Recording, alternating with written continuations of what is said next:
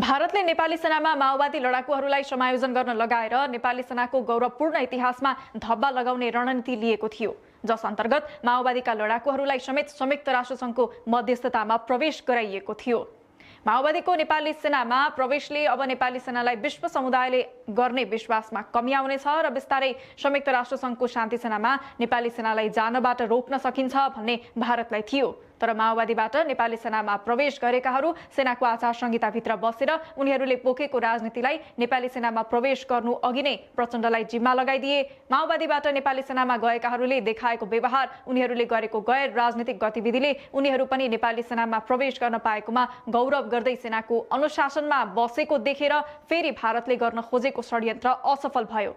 यो प्रहारलाई आजको दिनसम्म नेपाली सेना रोक्न सफल भएको छ।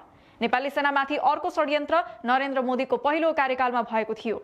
भारतीय पक्षले नेपाली सेना संयुक्त राष्ट्रसङ्घको शान्ति सेनामा जानका लागि भारतीयहरूको माध्यमबाट जानुपर्दछ भन्ने प्रस्ताव राखेका थिए।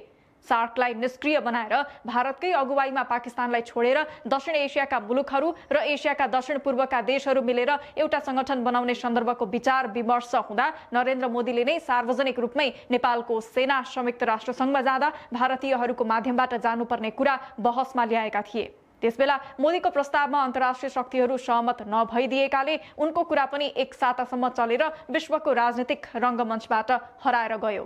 पटक पटक नेपाली सेनालाई कमजोर पार्न भारतले खेलेको भूमिकाबाट सबै अवगत नै छन्।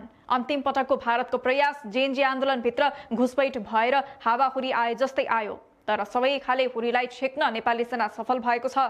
फेरि पनि भारतले तिहारपछि अर्को र अन्तिम प्रयास गरेर नेपाली सेनाको भूमिकालाई संकुचित गर्ने प्रयास गर्ने संकेतहरू देखिएको छ। सेना सिंहदरबार जलाउँदा ठुलो ठुलो हेरेर बस्यो भनेर 2+1 का पक्षधरहरू अझै भनिरहेका छन्। भारतले कोल्टे फेर्ने हो कि भन्ने आशंका बढेर गएको छ। तिहार पछिको स्थितिलाई रोक्नका लागि आन्दोलनकारी जेएनजी समूह र अन्तरिम सरकारबीच राजनीतिक सहमतिको रूपमा एउटा सम्झौता गरेर त्यही सम्झौताका आधारमा प्रत्यक्ष कार्यकारी प्रधानमन्त्रीको निर्वाचन गराउने आधारहरू बनाउन सकिन्छ। समयमै प्रत्यक्ष कार्यकारी प्रधानमन्त्रीको निर्वाचन हुन सकेन भने जेएनजी आन्दोलन 2 हुन्छ। त्यसबेला नयाँ सोचका साथ नयाँ परिवेशका आधारमा नयाँ नेतृत्वकर्ताहरू जन्माएर नेपालको हितका लागि नेपाली सेनाले रचनात्मक भूमिका खेल्नेछ र जसरी भारतका पटक पटकको प्रहारहरूलाई निस्तेज गरेको छ त्यसै गरी अबका दिनमा आउने थप षड्यन्त्रलाई समेत नेपाली सेनाले नेपाली नागरिकसँग होस्टेमा हैसे गरेर निस्तेज पार्नेछ।